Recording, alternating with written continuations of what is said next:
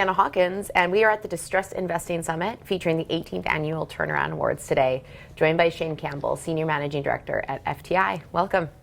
Thank you, Leanna. Nice to be here. Of course. Lovely to have you. So tell me what you've been working on at FTI recently.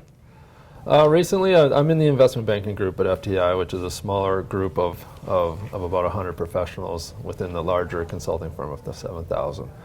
So by our DNA, we work on a lot of distress type deals that kind of come through the firm and from outside advisors as well. So recently, right now, I've been working on a distress deal where we put a company called Bowflex into bankruptcy, and we're leading the bankruptcy 363 process with our restructuring professionals on the other side. So it's worked fairly seamlessly right now, so we're seeing a lot more distress opportunities come up, but we also do a lot of healthy M&A as well. Healthy, like Bowflex healthy, like fitness companies? Not so quite, just more healthy, kind of cash flow positive businesses, but yeah, not as healthy as Bowflex. So how as a firm does FTI differentiate themselves within investment banking? Well, as a boutique investment banking firm, we have the platform of the broader FTI consulting, which is, like I said, 7,000 people globally.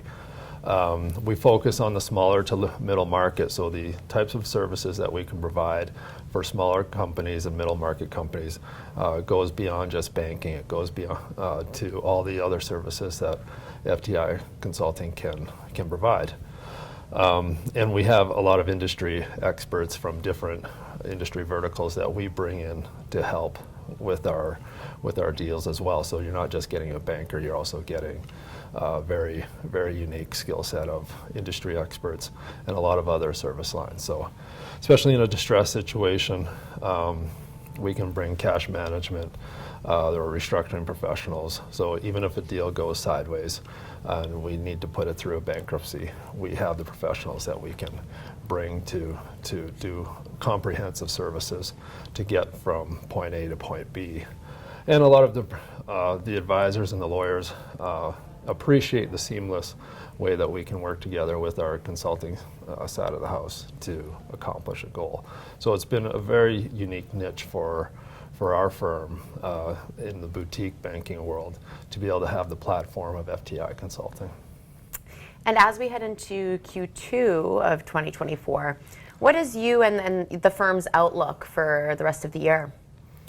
Well, it's interesting. I mean, M&A has kind of slowed down last year, obviously because of interest rates rising and the uncertainty, and I think also the uncertainty of an election year. You tend to see a little bit of drop in M&A because nobody really knows what to do. Right.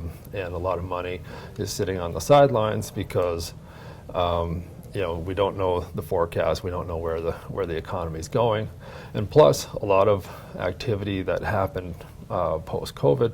It's really hard to understand how a company is going to perform going into the future because you don't really have a normalized historical set of financials or performance metrics because of the lumpiness through the pandemic. Seen a lot of companies that did well during the pandemic, like Bowflex, that now really not doing so well. And a lot of companies that did not do well during COVID are now doing well. But you can't tell how long that's sustainable. You don't know if the high is sustainable or even the low is sustainable for the companies not performing. So that in itself is created a very difficult outlook on to kind of forecast what's going to happen in the industry and the activity level. But what it is happening, what it is showing is that the companies are struggling. And companies that did well during the pandemic are having to deal with a lot of the things that they had to deal with post-COVID in terms of freight rates and other costs that were just not normal. Now they're kind of having that post-COVID hangover, and we're trying to help them raise capital and also figure out what the new baseline of their business is. So I think it'll be a little bit uncertain through this year. We'll continue to focus on a distressed type business that need just a little bit of an equity punch to get through to pass the election year and hopefully into a situation where we kind of understand the direction where the economy is going. Mm-hmm. And I know FTI is nominated for some awards this evening as well, so best of luck to you guys on that. And thank you so much for joining us at M&A TV. Well, thank you. It was an honor being here. Thank you.